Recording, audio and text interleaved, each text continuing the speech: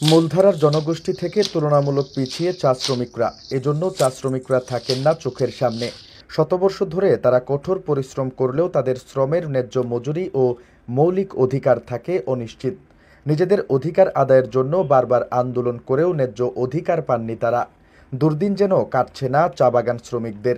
সিলেটের রাষ্ট্রীয় মালিকানাধীন ন্যাশনাল টি কোম্পানির অধীনে থাকা ১২ চা বাগানের শ্রমিকদের বেতন বন্ধ দীর্ঘদিন থেকে। কবে নাগাদ দেওয়া হবে তাও জানা নেই কারো। বাগানগুলোর শ্রমিকরা গেল ২.৫ মাস যাবৎ মানবেতর জীবন পার করছেন। অনেকেই দিন গুনছেন কবে স্বাভাবিক হবে বাগানের কার্যক্রম। খেয়ে না খেয়ে দিন কাটাচ্ছেন কেউ কেউ। তবে ন্যাশনাল টি কোম্পানির ব্যবস্থাপনা পরিচালক সৈয়দ মাহমুদ হাসান বলেন, তহবিল না থাকায় তৈরি হয়েছে এই সংকট।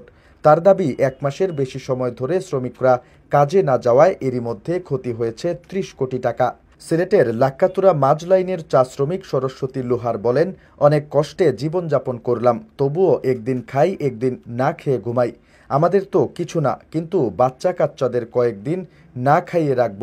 বাংলাদেশ চা শ্রমিক ইউনিয়ন সিলেট ভ্যালি কার্যকারী পরিষদের সভাপতি রাজু গোয়ালা বলেন, সরকার পদক্ষেপ নিলে এটার সমাধান করা সম্ভব, কিন্তু কেন করছেন না এটা আমি জানি না। আমি আবারও অনুরোধ করব কোম্পানি ও সরকারের কাছে যাতে দ্রুত বাগানগুলো চালু করার ব্যবস্থা করা হয়। প্রসঙ্গত, সিলেট বিভাগে ন্যাশনাল টি কোম্পানির ১২টি চা বাগান রয়েছে, যেখানে কাজ করেন ১০,০০০-এর বেশি শ্রমিক।